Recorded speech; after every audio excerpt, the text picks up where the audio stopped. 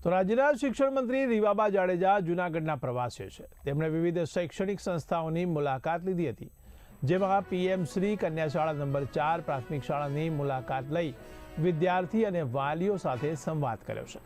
ત્યારે સ્કૂલમાં ચાલતી પ્રવૃત્તિઓ વિશે પણ તેમણે માહિતી મેળવી હતી। આ ઉપરાંત વિદ્યાર્થીઓ સાથે બેસી મંત્રીએ મધ્યાહન ભોજન પણ લીધું હતું।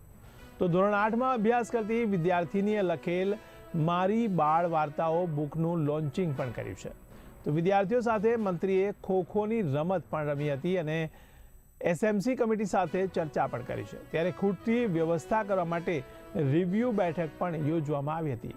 તો બાળકોના મોબાઈલ વપરાશને લઈને મંત્રી રીવાબા જાડેજાએ વાલીઓને અપીલ કરી છે। ત્યારે બાળકોને વધુને વધુ સ્પોર્ટ્સમાં રસ દાખવવા અપીલ કરવામાં આવી છે। તો મોબાઈલનું દૂષણ વ્યસન ના બને તેને લઈને બાળકોને સ્પોર્ટ્સમાં એક્ટિવ કરવા માટેનું સૂચન પણ કરવામાં આવ્યું છે।